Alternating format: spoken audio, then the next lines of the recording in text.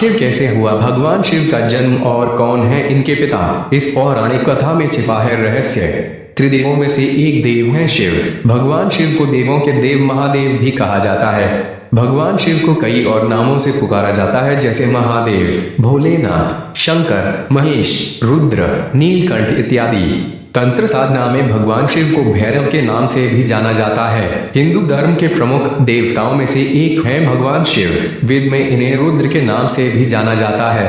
शिव इंसान की चेतना के अंतर्यामी हैं, यानी इंसान के मन की बात पढ़ने वाले हैं। इनकी अर्धांगिनी यानी देवी शक्ति को माता पार्वती के नाम से जाना जाता है। भगवान शिव के दो पुत्र कार्तिकेय और गणेश हैं और एक पुत्री अशोक सुंदरी भी हैं। शिव जी आपने अधिकतर योगी या ध्यान की मुद्रा में ही देखा होगा, लेकिन उनकी पूजा शिवलिंग और मूर्ति दोनों रूपों में की जाती है। शिव जी के गले में हमेशा नाग देवता विराजमान रहते हैं और इनके हाथों में डमरू और त्रिशूल दिखाई देता है। भगवान सदा शिव परम ब्रह्म है।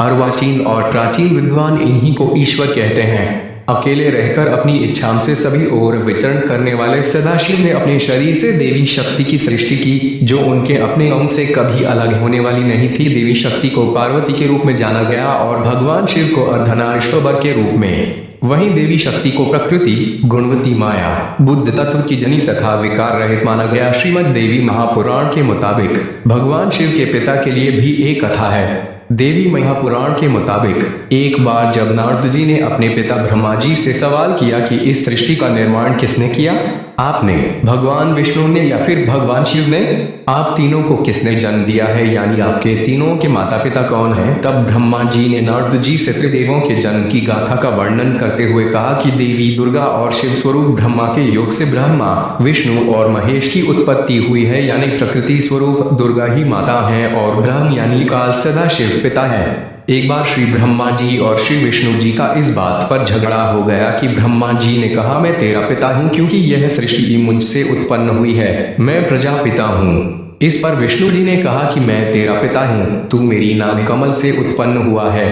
सदाशिव ने विष्णु जी और ब्रह्मा जी के बीच आकर कहा, हे पुत्रों, मैंने तुमको जगत की उत्पत्ति और स्थिति रूपी दो कार्य दिए हैं। इसी प्रकार मैंने शंकर और रुद्र को दो कार्य संहार और तिरोक्ति दिए हैं। मुझे वेदों में ब्रह्म कहा है। मेरे 5 मुख हैं, एक मुख से अकार डॉलर, दूसरे मुख से उकार ऊ, तीसरे मुख से मुकार मक, चौथे मुख से बिंदु तथा 5वें मुख से नाद शब्द प्रकट हुए हैं। उन्हीं 5 अवयवों से एक ही भूत होकर एक अक्षर ओम बना है। यह मेरा मूल मंत्र है। उपरोक्त शिव महापुराण के प्रकरण से सिद्ध हुआ कि श्री शकनर जी की माता श्री दुर्गा देवी अष्टंगी देवी है तथा पिता सदा शिव अर्थात काल ब्रह्म है।